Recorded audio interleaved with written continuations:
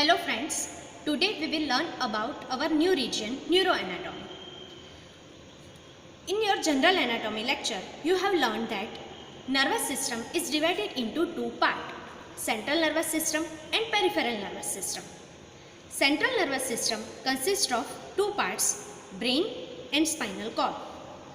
Today we will learn about various parts of brain. Brain consists of cerebrum, cerebellum, then three parts of brainstem which include midbrain, pons and medulla oblongata. Another part of brain is diencephalon. In this mid-sagittal section, again we will see parts of brain. This is cerebral hemisphere. This part is of brainstem, midbrain, pons and medulla oblongata. These three together consist brainstem. This part is cerebellum. And between the cerebrum and brainstem, this part is diencephalon. Here in this part, we can visualize this is the thalamus and this below portion, it is hypothalamus. In between these two, this is the hypothalamic sulcus. Now, we will learn some detail about the cerebrum.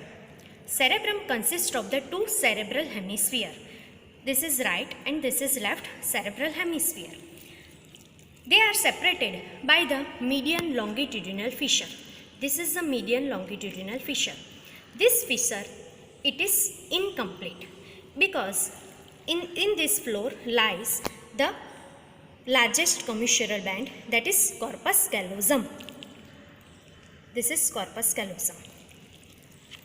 This fissure, it is occupied by the sickle-shaped fold of the dura mater known as falx cerebri. This is the right cerebral hemisphere. You can see this is the cut part of the corpus callosum. This is the corpus callosum.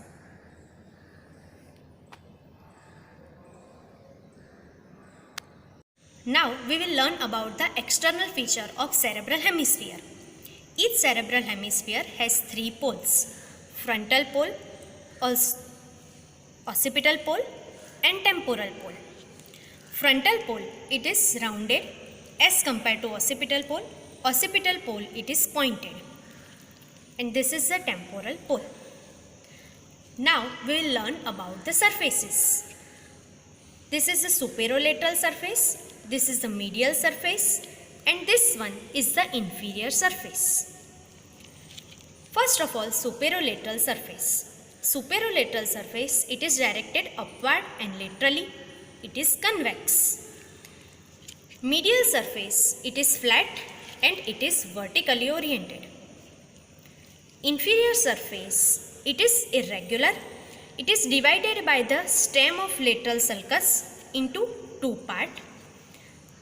Frontal portion, it is the orbital surface, and behind this is the tentorial surface. This one is the stem of lateral sulcus, orbital surface and tentorial surface. Now we will learn about the borders. Superomedial border. This superomedial border separates the medial surface from the superolateral surface. Then after, inferolateral border, it separates the superolateral surface from the inferior surface. This inferolateral border, it is divided into two parts. The part which lies in front of the lateral sulcus, this part, it is known as superciliary border. This inferolateral border, about 3 cm in front of the occipital pole, shows the notch. This notch is known as preoccipital notch. Now, inferomedial border. Inferomedial border, it separates the medial surface from the inferior surface. The part which separates the orbital surface from the medial surface, it is known as median orbital border. The part which is interrupted by this brain stem, it is known as hippocampal border. And the posterior part which separates the medial surface from the tentorial surface, it is known as medial occipital border. Hemisphere has many sulci and gyri. Sulci are the depression and gyri are the elevation. This elevated part are gyri, this depressed part are sulci. There are many sulci on the cerebral hemisphere, but we will learn something about 4 main sulci. First of all, we will see this is the central sulcus. It extends from the superomedial border downward and just above the lateral sulcus. It doesn't cross the lateral sulcus. So this is the central sulcus. Then after, we have learned that in the inferior surface, we have the stem of lateral sulcus. When this stem of lateral sulcus comes on the superolateral surface, it has 3 divisions. Among this longer division, this is the posterior ramus. This is the posterior ramus of lateral sulcus. Then we will have the 2 imaginary lines. First of all, on the medial surface, we have this parieto-occipital sulcus. This is the parieto-occipital sulcus. It extends from the superomedial border downward up to the upper end of this calcarine sulcus. This is the calcarine sulcus. And this is the parieto-occipital sulcus. So, and here we know on the inferolateral border, about 3 cm in front of the occipital pole, we have the preoccipital notch. So, when we join the upper end of the parieto-occipital sulcus, this is the parieto-occipital sulcus. When we join this parieto-occipital sulcus to the preoccipital notch, this is the first imaginary line. Then second imaginary line, it is the horizontal extension from the posterior ramus of lateral sulcus. It extends up to the first imaginary line. Now with the help of this sulci and 2 imaginary lines, we have the various lobes of the cerebral hemisphere. The part of the cerebral hemisphere which lies in front of the central sulcus, it is known as frontal lobe. The part behind the central sulcus but in front of the first imaginary line and above the second imaginary line, this part it is the parietal lobe. The part behind the first imaginary line, this part it is the occipital lobe. And this one it is the temporal lobe. So temporal lobe lies below the posterior ramus of lateral sulcus and also below the horizontal extension from that line. We have the insula. Insula, it is the submerged part in deep to the lateral sulcus. Here you can see this portion, it is the insula.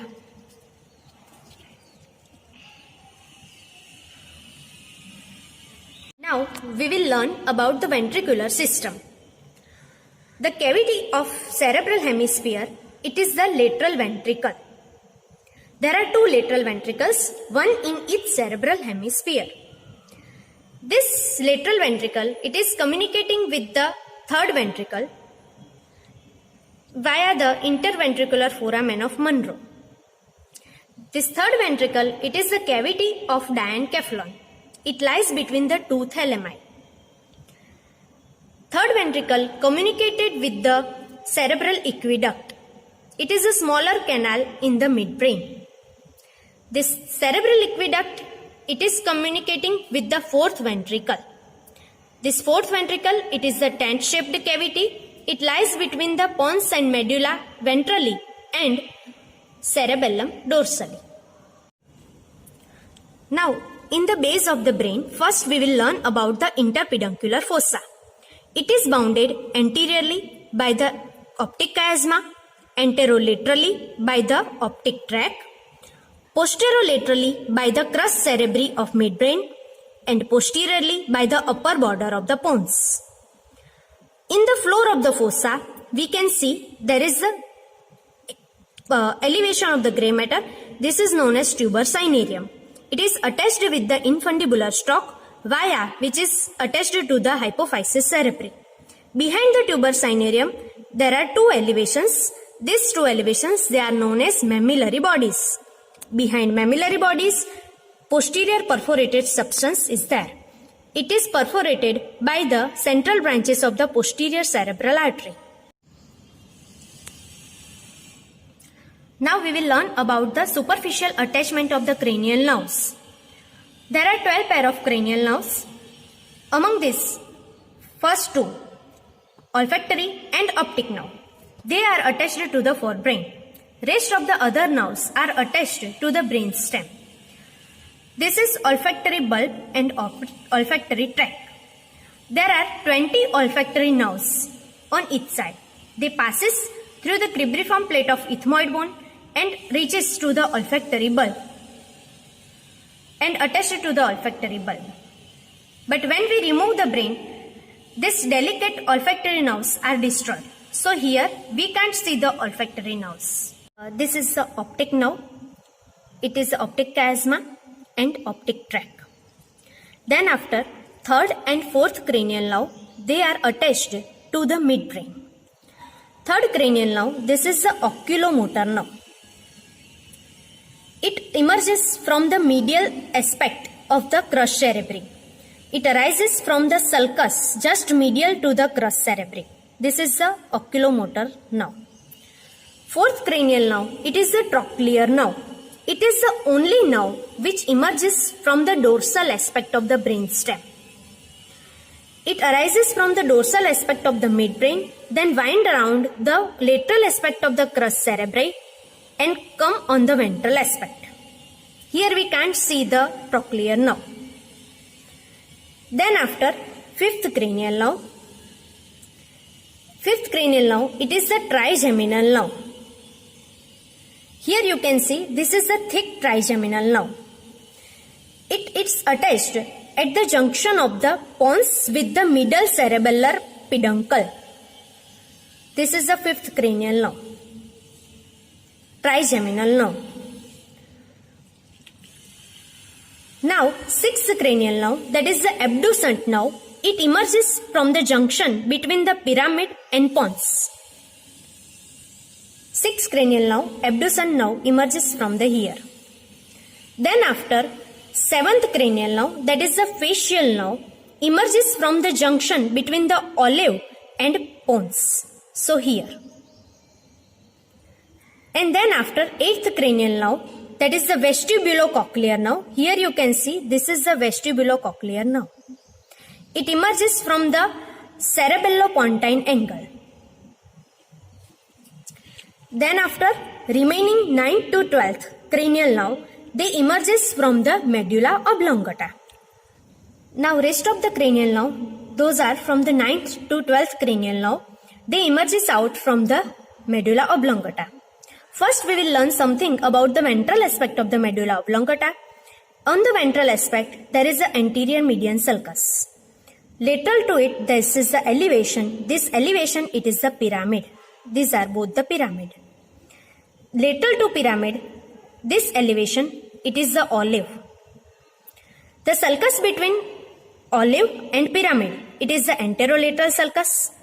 And sulcus lateral to the olive, it is the posterolateral sulcus.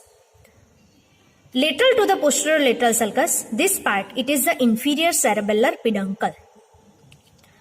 Attachment of the cranial nerves includes the rootlets of 9th, 10th and 11th cranial nerve takes origin from the posterolateral sulcus.